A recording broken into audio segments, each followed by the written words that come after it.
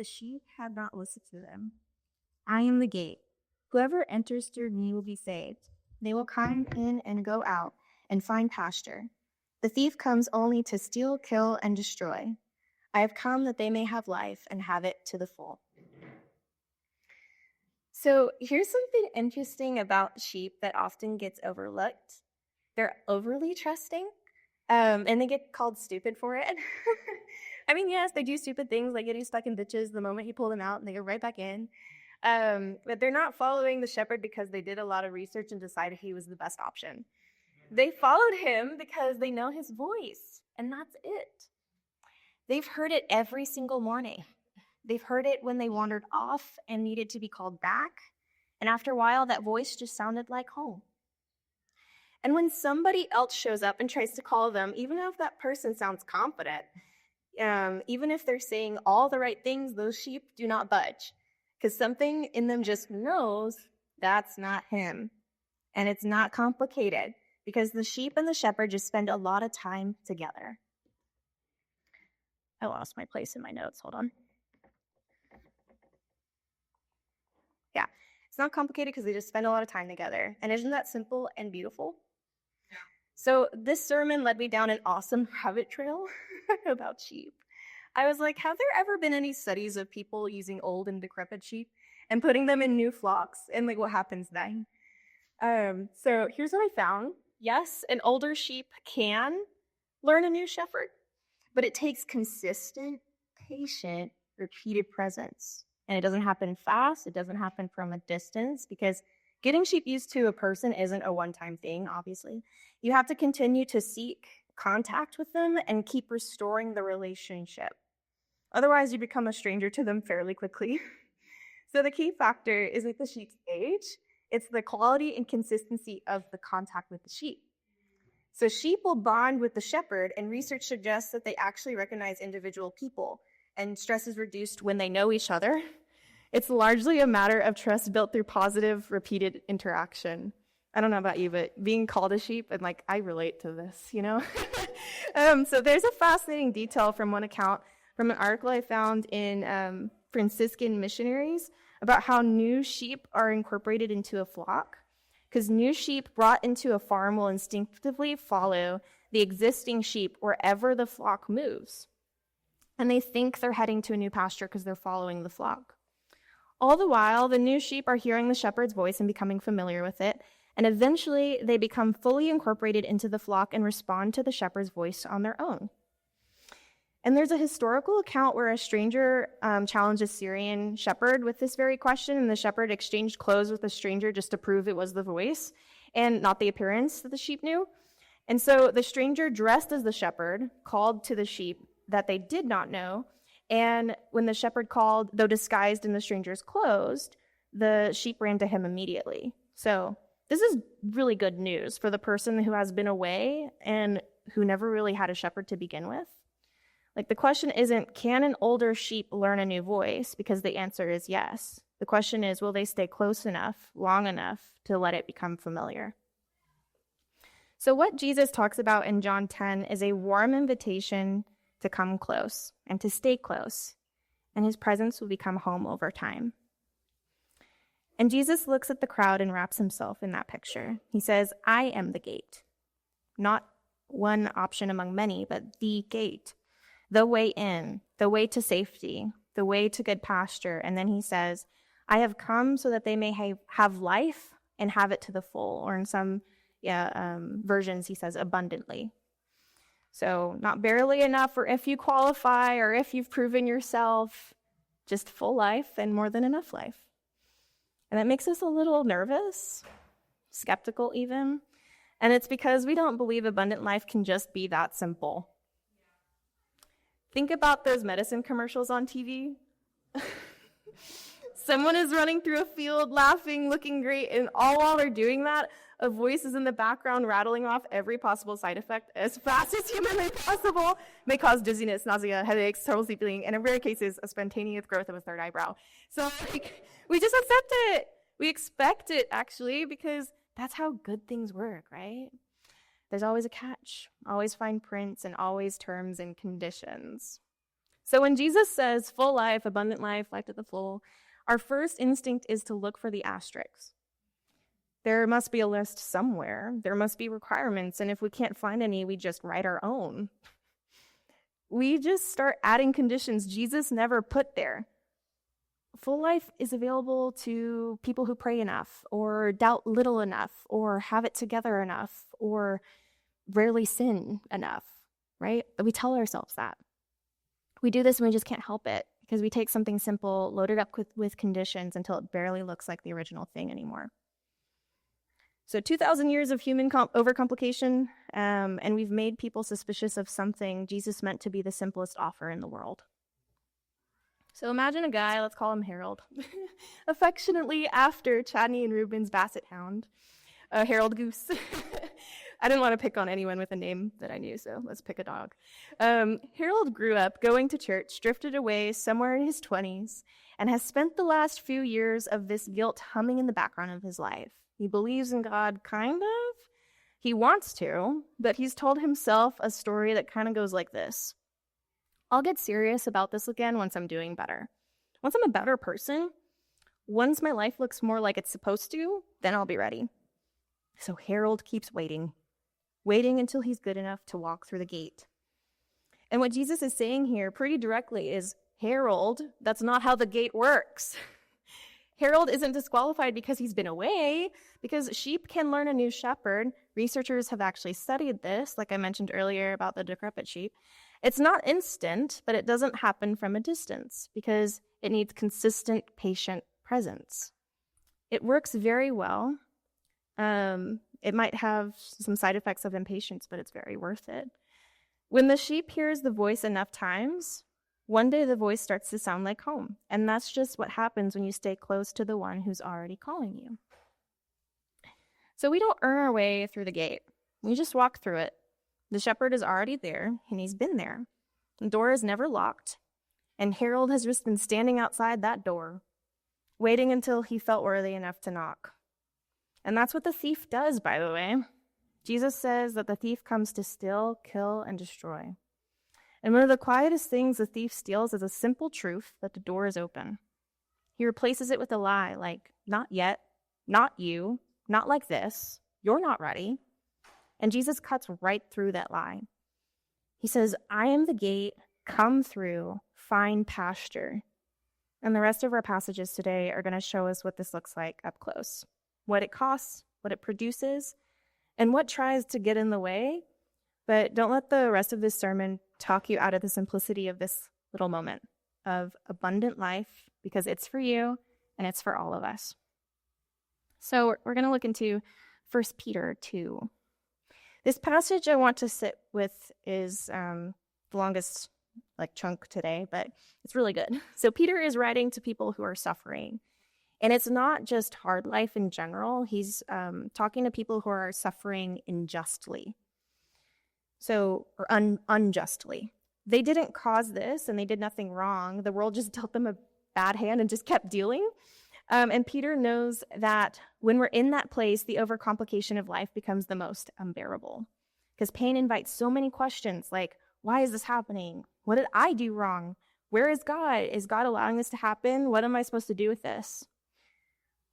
So remember, the gate is open. Come through. Find pasture. And then life happens. Jesus says abundant life is available, but it's really hard to live abundantly when life is hard. Your marriage hits a wall. You lose a job you need. Someone you trusted lets you down in a way that still stings 2 years later. There's a sudden death in your circle. Or maybe it's quieter than that, and it's this slow, grinding exhaustion that you can't quite name or explain, and it's nothing dramatic. It's just hard. And in those moments, the offer of abundant life can start to feel impossible. And here's what I love and find a little bit uncomfortable about Peter, is that he doesn't explain it away, He doesn't give the 3 steps to managing your pain. He doesn't say, well, if you just pray more, if you just trust harder, if you think more positively, or everything happens for a reason. I love that one. He just points to Jesus. So let's read. He says, for it is commendable if someone bears up under the pain of unjust suffering because they are conscious of God. But how is it to your credit if you receive a beating for doing wrong and endure it? But if you suffer for doing good and you endure it, it is commendable before God. To this you were called, because Christ suffered for you, leaving you an example that you should follow in his steps. He committed no sin, and no deceit was found in his mouth. When they hurled their insults at him, he did not retaliate. When he suffered, he made no threats. Instead, he entrusted himself to the one who judges justly. He himself bore our sins in his body on the cross, so that we might die to sins and live for righteousness. By his wounds you have been healed. And for you were like sheep going astray, but now you've returned to the shepherd and overseer of your souls. So you see, he just says, look at Jesus. Not look at your circumstances or try to reframe them. Not look at what you could be doing better. Just look at Jesus, the one who was treated worse than you, more unjustly than you, who had done nothing to deserve it and compared to anyone that has ever lived. And he didn't retaliate. He didn't threaten people. He didn't even defend himself. He just entrusted himself to the one who judges justly. And that phrase stops me every time I read it. In the worst moment of his life, Jesus did the simplest and hardest thing. He just handed it to his Father. The word entrusted is doing a lot of work in that sentence. And for my control freaks in the audience, this doesn't mean giving up. It's not pretending the pain isn't real. Entrusting is an active thing. It's an act of surrender. And it's saying, I am holding something I cannot carry, and I am placing it deliberately and consciously in the hands of God, who I'm trusting more than anyone, especially myself. And here's why that connects directly with what we saw in John 10. Remember the gate? It said, come through, find pasture, abundant life. And Peter is showing us what that looks like when the valley is dark.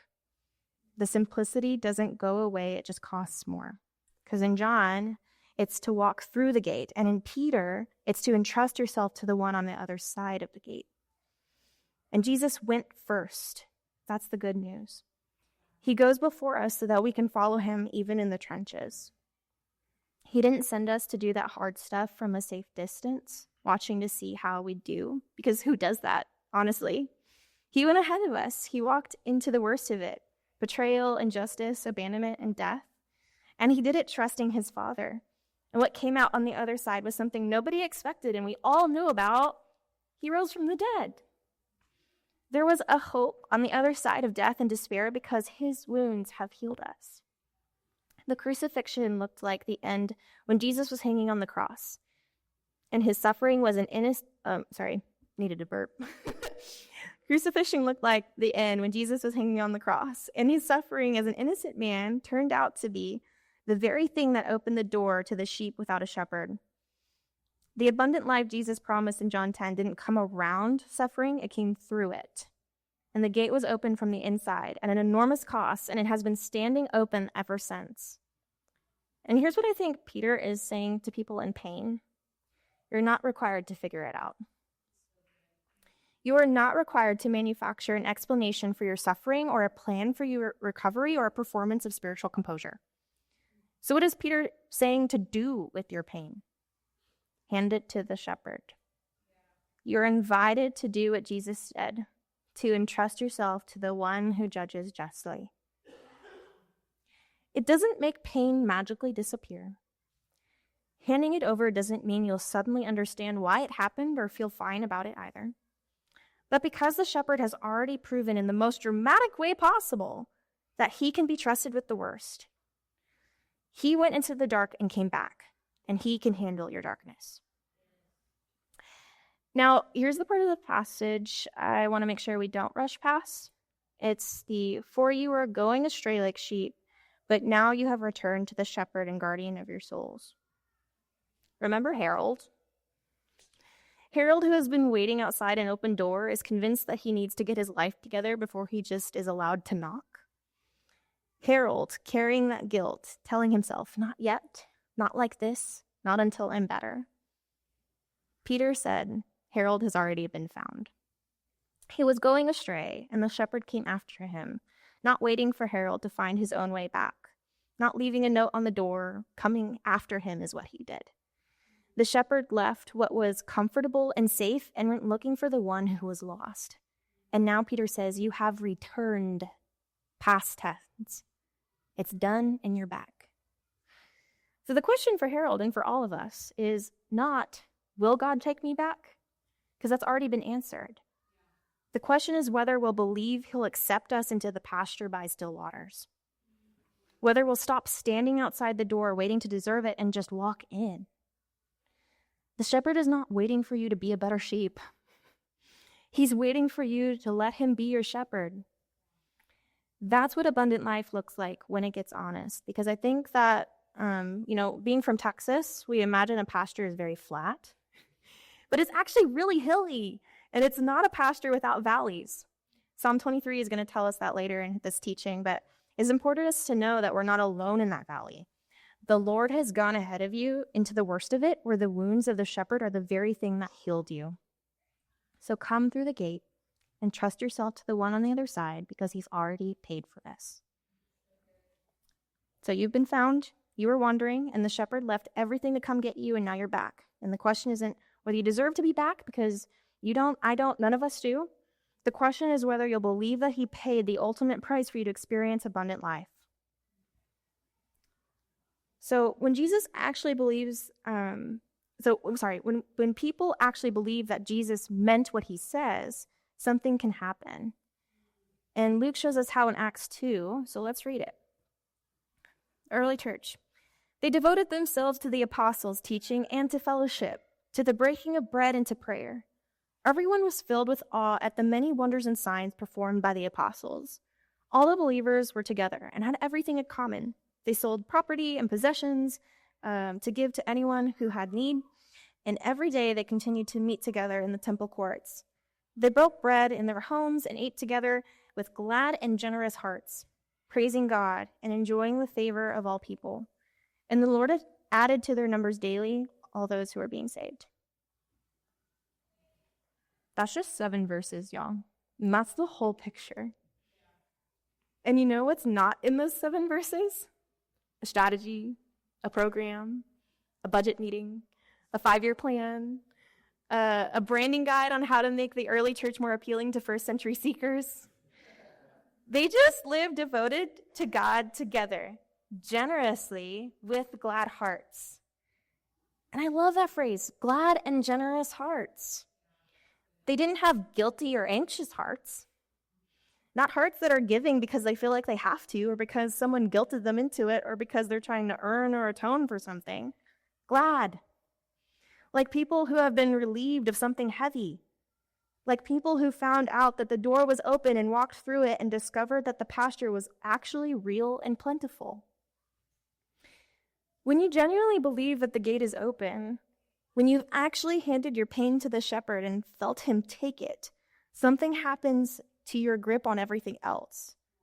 What's mine becomes less precious. What my neighbor needs becomes more urgent. You stop hoarding because you're not afraid anymore, because you entrust your life to the Father. And that's what a generous heart looks like. So now here's something I want you to notice. We tend to think community is what you build so that people want to come. And that's not all bad, because hospitality and a welcoming spirit is very important. But hyper-focusing to get the community right and making it warm and impressive enough so that people will show up as if we're treating church like it's a boutique coffee shop with a loyalty program and exposed brick.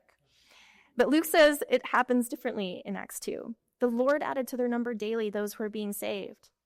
They weren't necessarily focused on the numbers. They were just eating together in each other's homes with glad and generous hearts, and people kept being drawn in day after day because something was happening in that community that looked different from everything else around it. So I want us to pause here. I have a couple of questions I want us to meditate on. Are we cultivating a community here that draws people in? Are you open to letting God transform you into a joyful soul? A little story. When I was a sophomore at UNT, go Eagles, I noticed the Eagle ambassadors, which were the tour guides on campus, and a few Eagle ambassadors were focused Corfas, aka leaders who facilitate small groups for those of us not familiar with Locust. So I originally found out about the job because there are a few people like Haley Gage, Chiazzo, Cachete, and Sam Carruthers, to remember the married names, who were Eagle ambassadors. And at Friday Night Focus, and now you guys are calling it Thursday Night Fellowship or something like that, I always observed those three women to be the most joyful, have the best and loudest laughter that echoed through the room, and thought they were the coolest, most empowered ladies I've ever seen. I mean, just look at them. They look so happy. And so most importantly, they had a fire for Jesus like no other. And as lukewarm as I was back then, they inspired me. They carried themselves with confidence I deeply desired for myself, and I asked myself, how can I smile like they can? How can I not be afraid to sing like they do? How can I enjoy life? So naturally, rather than asking them, I just applied for their same job and kept watching them. I was too proud to admit that I needed Jesus to change my life at that time, and I just kept my distance, hoping they would accept me because I was within proximity. Mind you, I had been in Focus since my freshman year. I had grown up in the church, and I got this Eagle ambassador job when I was a junior. So I got more and more involved with Jesus just by hanging around the right group of sheep that was already living out God's abundant life. I got baptized and committed my life to the Lord in the spring semester of my junior year. I share my story to bring a very important question to light. What is so different about your life that people will look at you and say, I'll have what they're having? Or is your life camouflaging into the same chaos everyone else is calling normal? People who are hungry for that, and there will always be people who are hungry for that, find their way to where it is, just like how I did all those years ago. So here's the thing about sheep again, and I promise this is the last sheep fact. Remember how new sheep get incorporated into a flock? They follow the existing sheep. They're not sure about the shepherd's voice just yet, but they're trusting the flock enough to move with them. And while they're moving, they're hearing the voice. And over time, the voice becomes familiar. And eventually, they know the shepherd themselves. And that's what the early church was doing. They were the flock. They were the reason the new sheep stayed close enough and long enough to hear the voice. And that's what we are for each other here. That's why being in community and coming to church is so important. It's so much more than a date and time we check off our attendance list. The church in Act 2 devoted themselves to teaching, fellowship, breaking bread together, and prayer. That's it. That's the whole list. No fine print saying that they had to be impressive, polished, or put together before they could belong. And teaching, fellowship, bread, prayer, it sounds familiar, right? Because this is the exact same simplicity Jesus is talking about in John 10. The same simplicity Peter was pointing to in 1 Peter 2. So, if you don't remember anything today, I want you to remember this. Come through the gate and trust yourself to the shepherd. Gather with the flock. Eat together. Learn together. Pray together. We'll complicate this. We always do. We'll turn fellowship into a program and a prayer into a production and a community into something that requires a planning committee and a budget line item. Some of that's necessary, like probably the budget. But don't lose the thing underneath all of it. Glad and generous hearts together daily. It was enough then, and it's enough now, and we just have to believe it's that simple. And here's the last thing I'll say about Acts before we take communion together. Look at what they devoted themselves to first before fellowship, prayer, and breaking bread together. It says the apostles' teaching. They sat and they listened and they learned. I think it's important to know that information doesn't save us, but because we can't follow a voice that we've never taken time to hear, we've got to spend time together learning all together. So we cannot trust a shepherd you've never spent time with. Getting to know Jesus is not a one-time event that we do on Sundays. It's a daily practice. It's showing up. It's opening up God's word. It's sitting in rooms like this one together. It's doing it again tomorrow and the next day. Remember what the research said about the older sheep learning a new shepherd? It was consistent, patient presence, day after day. And one morning, the sheep wakes up and that voice sounds like home. And that's what they're doing in Acts. We just need to continue practicing. So in a few moments, we're going to take communion together. And I want to offer you this before we do. Communion is one of the simplest things we do as a church. Bread and cup, body and blood. We remember what Jesus did and we trust it for what it was. So just come to the table. Because that's really all this has ever been, an invitation to receive something you could not earn you could not earn and do not deserve, but that your name is on it anyway. The gate is open, the shepherd paid for this, and Harold has already been found. So now we are a joyful church, for those of us who haven't taken communion with us before, and I love that about our church. I never want us to lose that, but I want us to make sure that our joy at this table is the right kind of joy. Some of you grew up in churches where communion was dead silent. Nobody moved, nobody smiled. You took a little cracker in a little cup and you stared at your shoes and tried to feel appropriately guilty. And maybe that felt like too much, like the weight of it was being used to shame you rather than hold you. And I get that, and I don't want that for us either. But here's why I don't want us to swing so far in the other direction that we lose it either. Because some of that silence was trying to tell us something that's true. It was trying to say, this is not ordinary, this is not routine, because something happened here that should stop you in your tracks. A man was arrested in the middle of the night by people he knew. He was beaten. He was mocked. He was nailed to a piece of wood and left to die in public in front of his mother, while people walked by and made jokes at him. He was innocent, he had done nothing wrong, and he didn't fight it. He didn't call down fire from heaven, he just entrusted himself to the Father, and he died. And what the bread is, and that's what the bread is, and that's what the cup is. It's not a snack, you guys. This is a ritual we do to fill time between the sermon and the closing song. And this is the moment we stop and remember that the gate didn't open by accident. It was opened by a shepherd who loved his sheep so much that he paid with his own body, with his own blood, and these elements represent the wounds that healed us. So yes, come joyfully. We are a joyful people, and that is right and good. But let the joy be the kind that knows what it costs. Let it be joy of someone who was lost and has been found. The joy of Harold finally walking through the door. He's been standing outside for years, you guys. We get to celebrate that. The kind of joy that the kind of joy that has tears sometimes. The kind of joy that is quiet for a second before it's loud. The kind of joy that knows exactly what it's celebrating because it knows it can't help but overflow. So don't be solemn because someone told you to be. Be moved because you actually know what it means. The shepherd gave everything so you could sit at this table. So come and remember that, and then let that be the thing that makes you glad. So I'm going to dismiss us for communion. We're going to come sit back in our seats. I'm going to do a little summary of what we've learned together, and then we're going to read Psalm 23 together, and I'll pray and close us out. So from here over, you guys go over to Ashley, and then from here on this side, go over to Amanda, and we're going to dismiss and come right back to your seats quickly, okay? So I can close this out, all right? Okay, looks like everybody's finding their seats.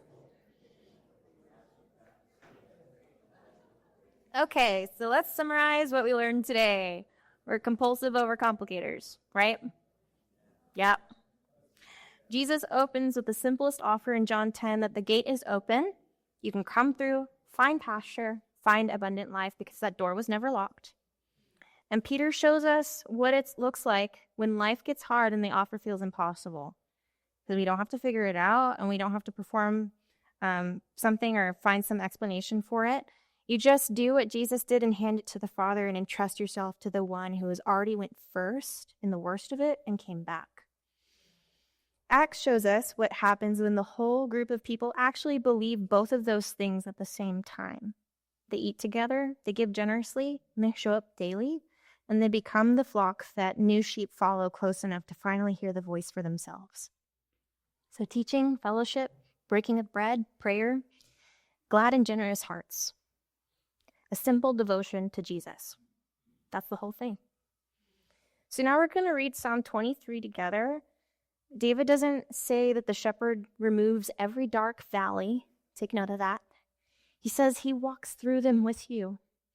He doesn't say your cup will never feel empty, but he does say it'll overflow. He doesn't say your enemies disappear. He says God sets a table right in front of them anyway. And now we get to come to the table. We hold the bread and the cup, and we remember that the gate didn't open by accident, but it was opened at a great cost by a shepherd who loved his sheep enough to pay with everything he had. So let's stand, actually. Let's stand and read scripture together. Okay, ready, everyone? The Psalm of David. The Lord is my shepherd, I lack nothing. He makes me lie down in green pastures. He leads me beside quiet waters. He refreshes my soul. He guides me through the paths of his name's sake. Even though I walk through the darkest valley, I will fear no evil, for you are with me. Your rod and your staff, they comfort me. You prepare a table before me in the presence of my enemies. You anoint my head with oil, my cup overflows. Surely your goodness and love will follow me all the days of my life, and I will dwell in the house of the Lord forever. You can take your elements.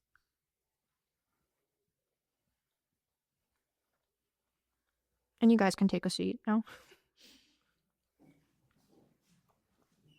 I'm going to pray over us, so let's bow our heads in prayer. God, thank you for already paying for our sin. Thank you that the gate was never locked, that you didn't wait for us to get our lives together before you came searching for us. Thank you for going first into the darkest valley so that we never have to go alone, that your wounds are the things that healed us. For everyone in this room who has been standing outside that open door, let them be convinced today that it is wide open, that the pasture has their name on it too, and that you have been calling them and that you will keep calling them until your voice sounds like home. For everyone carrying something heavy and unjust and hard, please remind them, God, that you can handle it, that you've handled worse, that entrusting the heaviest things in their lives to you is not giving up at the bravest thing that they can do. For all of us together as a church body, Lord, make us glad and generous, just like the community in Acts 2. Make us the kind of flock that new sheep want to follow. Make our community look so different from the chaos around us that people stop and ask what we have. May you get the glory from our lives, God. We don't want to overcomplicate devotion to you. We just want a simple devotion to you. Thank you that we get to sit at the table together because of your sacrifice. Amen. Worship team, you can come up. Thanks for joining us for our sermon podcast. We would love for you to join us on Sunday morning or in one of our small groups during the week. And you can get more information about that at dentonnorthchurch.com.